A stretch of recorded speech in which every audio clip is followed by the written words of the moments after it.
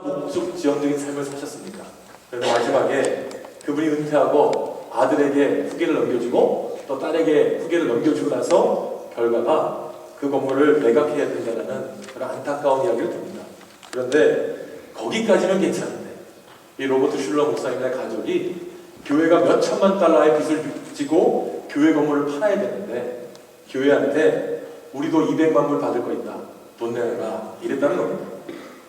시작이 어찌됐건 간에 결말까지 목적이 어긋나니까 사람들의 삶이 참 불쌍하다, 안 됐다 라는 생각을 하게 됩니다.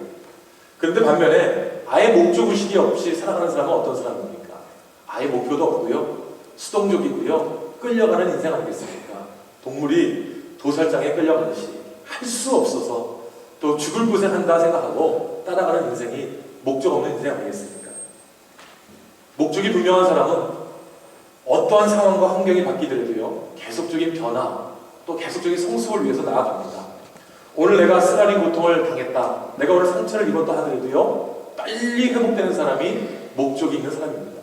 근데 목적이 없는 사람은 한번 고난이 오고 역경이 오면 자포자기합니다. 그리고 나서 회복되지 못해서 자기 생명까지 끊어버리는 그런 어처구니 없는 일도 하는 거 아니겠습니까? 사랑하는 여러분, 사람이 자기가 세운 목표 다 이루기가 힘듭니다. 하다가 어렵고, 하다가 변화되고, 하다가 좌절하고, 하다가 넘어질 때도 있습니다. 그러나 내 목표는 분명한 목표가 있어 라고 하면서 결단만 하면 이것을 이겨나가는 거 아니겠습니까? 오늘 본문에 보게 되면 우리가 잘할 때 목적을 이룬 사람 같고 목적을 가지고 있는 것이 분명한 사람인 이 사도 바울이 고백하는 것이 무엇인가 하면 12절에 이렇게 기록을 합니다. 내가 이미 얻었다 함도 아니요 온전히 이루었다 함도 아니라 오직 내가 그리스도 예수께 잡힌 바 된 그것을 잡으려고 달려간다. 사랑하는 여러분, 이 12절 말씀을 우리말로 이야기하면 한마디로 이겁니다. 나는 여전히 미성숙한 사람입니다. 나는 예수님께서 정하신 목표 지점에 이르려고 부단히 애쓰고 있습니다 라고 고백하고 있는 겁니다. 사랑하는 여러분, 사도 바울이 어떤 사람이었습니까? 사울이었을 때는요, 목적이 분명했습니다. 예수 믿는 사람들, 예수의 잔당들 내가 척결하겠다고 달려나갔던 분명한 목적이 있었습니다. 같은 동포들이, 같은 민족들이 너 왜 그래? 라고 이야기했지만 이 사울에게는 분명한 의식이 있었습니다. 내가 반드시 이 나라의 정치 안정과 이 나라의 민중들의 공기를 내가 막으리라. 저 예수라는 자, 저 예수를 믿는 잔당들 내가 척결하리라. 이미 예수는 끝났다. 십자가에 처벌을 당했다. 그러니까 그 잔당들은 내가 없애버리겠다는 거 아니겠습니까? 그런데 다메섹 도상에서 예수님을 만나고 난 이후에 이 사울이 바울이 되고 목적이 바뀌지 않습니까? 어떤 고난과 역경이 있다 할지라도, 제자들과 사도들이 믿어주지 않는다 할지라도, 내가 만난 예수님이 분명한 예수님인데 내가 과거에는 잡힌 바 되어서 나갔지만 이제는 예수께 잡혀서 내가 살아가려고 하는데 아직 내가 미련합니다. 아직 내가 부족합니다. 예수님이 주신 거에 비하면, 예수님이 허락하신 거에 비하면 아직 멀었습니다 라고 하면서 다시 목표를 정하고 그 목표를 향해서 달려나가는 모습이 오늘 성경에 기록되어 있습니다. 가장 먼저 우리가 생각해 볼 것이 무엇인가 하면 우리도 표대를 향해서 달려가고 있다는 것을 분명히 알자는 겁니다. 우리 12절 말씀을 같이 읽도록 하겠습니다. 12절 말씀입니다. 내가 이미 얻었다 함도 아니요 온전히 이루었다 함도 아니라 오직 내가 그리스도 예수께 잡힌 바 된 그것을 잡으려고 달려가노라. 오늘 이것을 우리 성경 원문을 보게 되면 사도 바울이 두 번씩 나는 완전하지 않습니다, 나는 완전하지 않습니다 라고 두 번 고백합니다. 그런데 이 자기가 왜 부족한가? 가말리엘 문화생입니다. 로마 시민권자입니다. 어느 누구도 무시할 수 없는 권력을 가졌던 사람이고 완성된 사람입니다. 그런데 예수님께 잡힌 바 된 이후에 느끼는 것은 아직도 부족합니다. 그래서 내가 예수께 붙잡힌 바 된 그것을 내가 추구하려고 지금 달려갑니다 라고 고백합니다. 여기서 우리가 하나 깨달을 게 뭐냐면 표대를 가져가고 목표를 향해서 가야 되는데 사도 바울이 가지고 있는 이 표대, 사도 바울이 지향하고 있는 목적이 뭐냐를 우리가 생각해 볼 때 여기서 중요한 말이 나옵니다. 예수께 잡힌 바 된 그것. 예수께 잡힌 바 된 그것을 이 지금 사도 바울은 자기가 사로잡혀서 행했던 것 같이 비교해 보니까 예수님께 잡힌 바 된 것을 자기가 이루지도 못했고 완성하지도 못했고, 사람들은 너 구원받았잖아, 너 예수님 만났잖아, 예수님 음성 들었잖아 라고 하지만 자기가 달려갈 일에 비하면 아무것도 아니다 라고 하면서 예수님과 비교하는 거예요. 예수님께 잡힌 바 된 것과 자기가 사로잡힌 것을 비교하면서 아직 멀었습니다, 더 진보해야 됩니다, 더 발전해야 됩니다, 더 성숙해야 됩니다, 더 하나님께 가야 됩니다 라고 하는 그런 목적을 가지고 달려가고 있다는 겁니다. 사랑하는 여러분, 우리가 지금 어디에 있든지 무엇을 하든지 가장 먼저 생각할 것은 내가 예수님께 잡힌 바 된 사람인가, 노인 바 된 사람인가, 예수님의 잡힘을 거부하고 있는 사람인가, 예수님의 잡힘에 순종하고 있는 사람인가를 점검해 봤으면 좋겠습니다. 저도 마찬가지로 어느 누구도 예수님이 원하시는 분량에 다다를 수가 없습니다. 부단히 노력하고 수고하고 달려가는 것이지 어느 누가 자만할 수가 없는 겁니다. 제가 금요일날 여러분들 여기 선교대에 오신 분들이 아시겠지만 선교대에서 사인을 보는데요, 우리 그 강사가 자꾸만 해밀턴 한인연합교회를 거론하는 겁니다. 그런데 제 뒤에 기도할 때마다 방언으로 기도하시는 여자분들이 계셨는데 계속 해밀턴 한인연합교회를 세우신 목적, 서부장로교회를 세우신 목적 자꾸만 이야기하니까 이 방언으로 기도하시는 뒤에 있는 분들이 뭐라고 이야기하냐면, 왜 해밀턴 한인연합교회를 자꾸만 거론하는 거야? 막 이러는 거예요. 바로 내가 앞에 앉아있는데 이걸 어떻게 회복을 시킬까, 이걸 어떻게 극복을 할까 하다가 제가 사회 보면서 그런 겁니다. 우리 앞에 정영남 선교사님이 말하시는 그 신학이 최고의 신학, 개혁주의 신학인데 개혁주의 신학에서 최고봉을 받은 학교에서 배운 사람이 누구죠? 그러니까 침묵하더라고요. 그래서 내가 우리 박건승 목사님입니다. 그 목사님이 또 후배 되시는 목사님이 그 선배 되는 목사님을 칭찬하고, 그 다음에 지금 같은 후배인 저를 칭찬하기 위해서, 저를 생각하기 위해서 해밀턴 한인연합교회까지 거론해 주셔서 감사합니다 라는 식으로 말을 전했습니다. 근데 이걸 나중에 박건승 목사님이 오셔서 하시는 말씀이 잠깐 지나가면서 나를 이렇게 높여줘서 고마워 이러시는 거예요. 그래서 그게 아닌데 지금 목사님네 교회 교인이 하도 우리 해밀턴 한인연합교회를 언급해서 내가 변명하려고 한 건데 하나님은 은혜를 주셨구나 하면서 남겼습니다. 사랑하는 여러분, 자기 교회를 사랑하는 마음 이해하죠. 또 믿음에 충만한 거 이해하죠. 그런데 이왕이면 다른 교회 이야기하면 어떻습니까? 다른 성도 이야기하면 어떻습니까? 어차피 하나님의 도성, 하나님의 백성들이고 믿음 생활하는 사람은 다 똑같은데 마음속에서도 이제 우리 교회도 그런 마음을 가지고 가자. 이왕이면 다른 교회 이야기할 때도 이왕이면 같이 우리 교회 같은 마음으로, 다른 성도들 이야기할 때도 이왕이면 나와 같은 마음으로 좀 이야기해주면 어떨까? 그렇게 도전도 받아봤습니다. 사랑하는 여러분, 우리가 표대를 정했다면 다른 거 생각하지 말고 우리도 예수님을 향해서 달려갈 줄 믿습니다. 두 번째는 자기 반성을 끊임없이 하자는 거죠. 과거에 얽매이지 말고 미래를 향해 달려나가자는 그런 것이 표대를 향한 전진 아니겠습니까? 13절 말씀 제가 받들어있습니다. 형제들아, 나는 아직 내가 잡은 줄로 여기지 아니하고 오직 한 일, 즉 뒤에 있는 것을 잊어버리고 앞에 있는 것을 잡으려고 라는 말씀이 있습니다.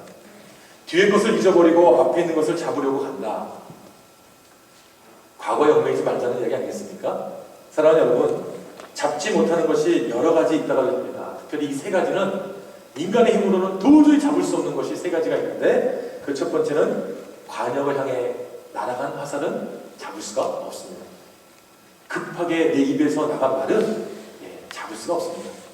지나간 시간 잡을 수 없습니다. 이 세 가지는 인간이 잡을 수 없는 거라는 거예요.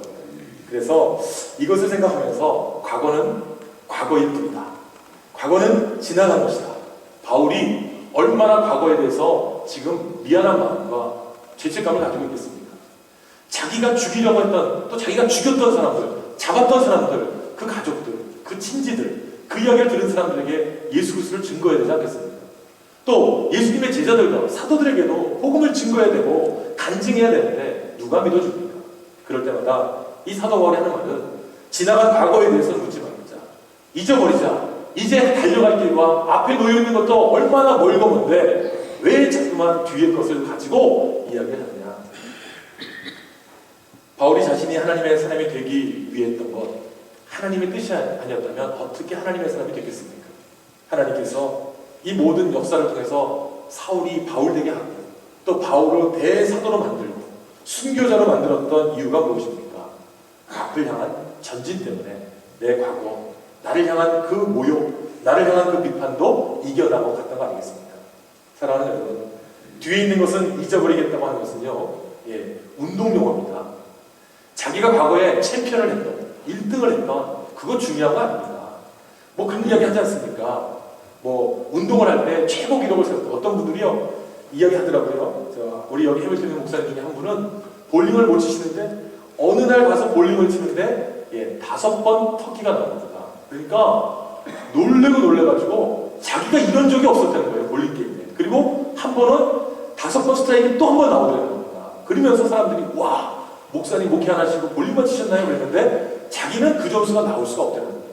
근데 인생 가운데 자기가 볼링하면 그 점수 250점인가요? 그 나온 게 최고 점수라고 해서 그 이야기 하시더라고요.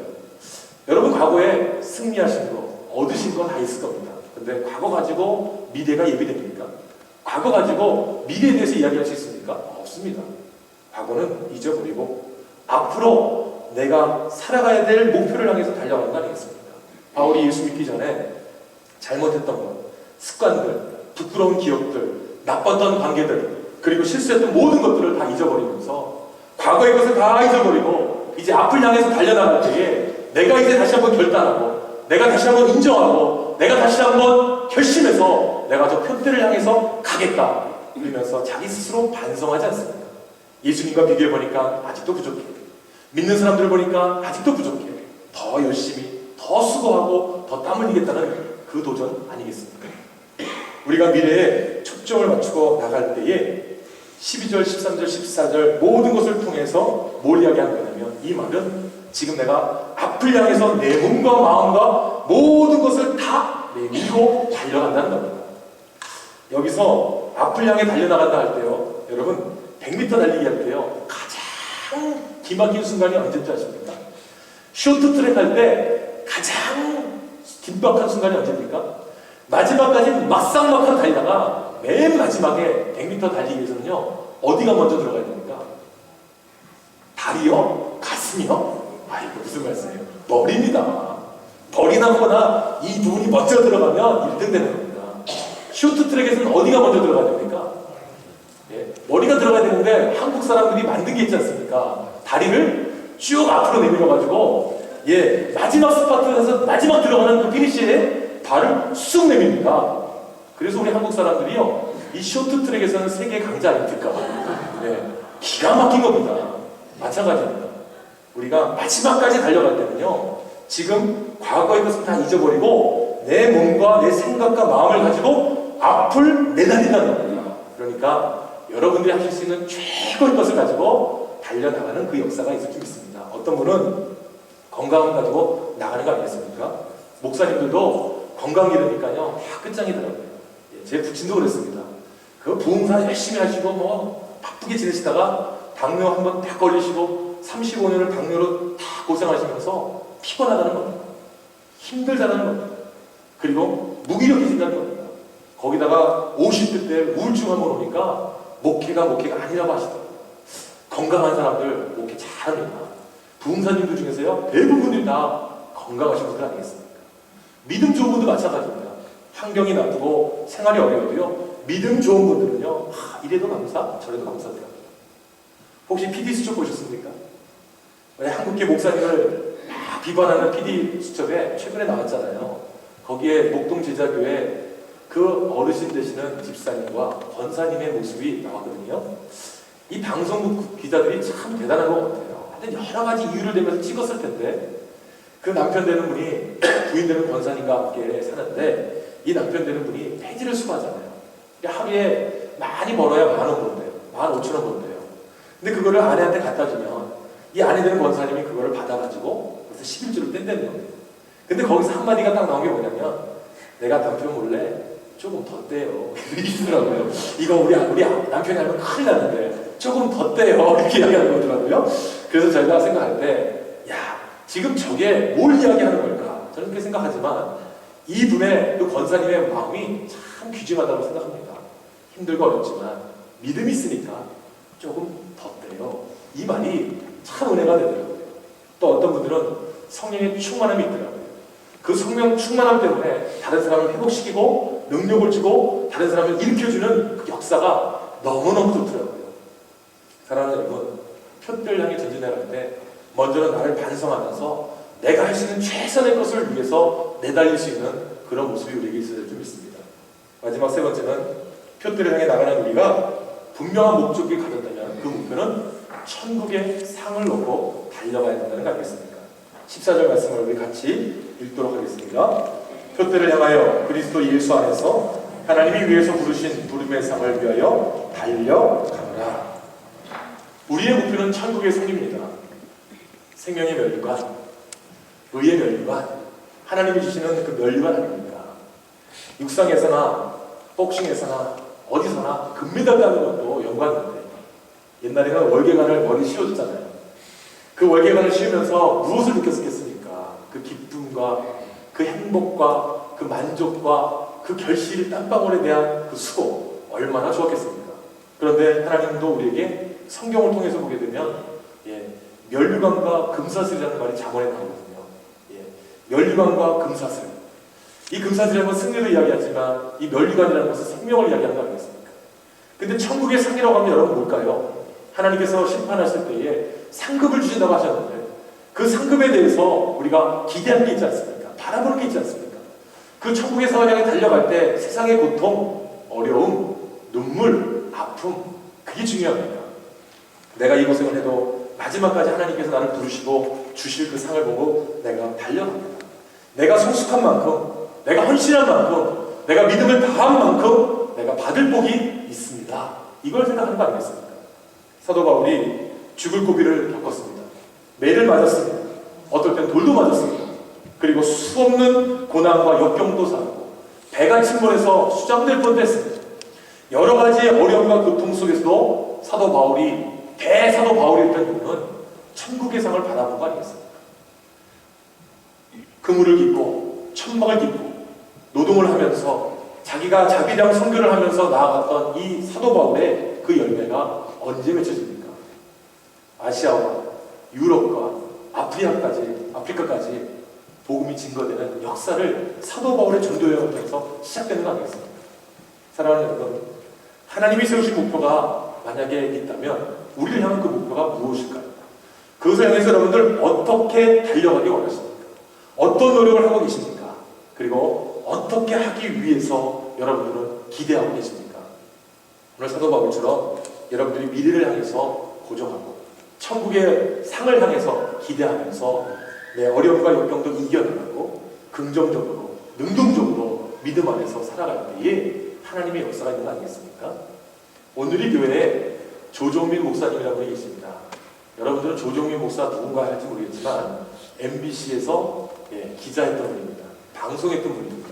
조종민 아나운서가 나이 50이 돼서 고든 코넬 신학교라는 보스턴의 신학교에 가서 신학 공부를 합니다. 근데 이분이 신학자가 되고 목회자가 된 이유가 뭐냐면 지금 오늘 이 교회에서 사역을 잘하시는데 이분이 이 기독교가 이상한 겁니다. 교회가 이상한 겁니다. 그래서 이왕이면 젊은이들이 가장 많이 모인다는 온누리 교회에 잠입해서 이 온누리 교회가 이단이다. 이게 잘못된 교회다. 이걸 파악하기 위해서 들어갔다가 자기가 은혜 받아서 목사님한테 가서 무릎 꿇고 목사님 제가 주의를 하겠습니다. IMBC라고 하는 회사의 사장까지 했던 사람이거든요. 그러니까 얼마나 승승장구합니까? 나이 50에. 그런데 이 사람이 하영재 목사님의 말을 듣고 신학을 공부하고 목회자가 돼서 지금 한국에서 귀한 사역을 하고 있습니다. 제가 이번 선교대회 때 마지막 장성 교사님 하신 말씀을 듣고 제가 도전받았던 게 뭐냐면 3시, 6시, 9시 자기는 나중에 들어갔던 분이다라고 이야기하면서 나중에 들어간다 어떠냐, 빨리 들어가지 못한 거 내가 아쉬워하지만 지금 달려가는 것을 만족하면 어떠냐 하면서 저한테 CD 하나를 주면서 목사님 이거 보십시오 하면서 주는 거예요. 그리고 또 우리 신 목사님이 또 보여줬던 그런 TV 화면들 다 제가 갖고 있는 겁니다. 저도 그런 사역을 해봤고 저런 믿음의 모습도 봤습니다. 전도도 해봤고요. 저는 지금 제가 사진 가지고 있는 것 중에 한국의 군부대에서 설교하는 게 많이 있어요. 근데 그거를 제가 볼 때마다 느끼는 게 뭐냐면 그래, 난 저때 그랬지. GOP, GP, DMZ 가서 군인들 수백 명씩 앉혀놓고 나 설교했는데 내가 쟤네들 막 영접시켰는데 내가 쟤를 정말 잘했는데 과거는 과거일 뿐. 지금 하나님이 내게 맡겨주신 양 못 돌보고 하나님이 내게 주신 목표 향해 달려나가지 못하고 하나님이 내게 주신 힘과 능력에 대해서 믿지 못하고 나간다면 어떻게 표대를 향해 전진하겠습니까? 사랑하는 여러분, 다시 한번 하나님이 우리에게 주신 표대가 있다면 그 표대를 잡으시기 바랍니다. 그 표대를 향해서 최선을 다하시기 바랍니다. 마지막에 하나님이 주시는 상을 기대하면서 오늘도 힘들고 어렵지만 달려나가는 저와 여러분이 되시기를 예수님의 이름으로 부탁드리고 축복합니다. 기도하겠습니다.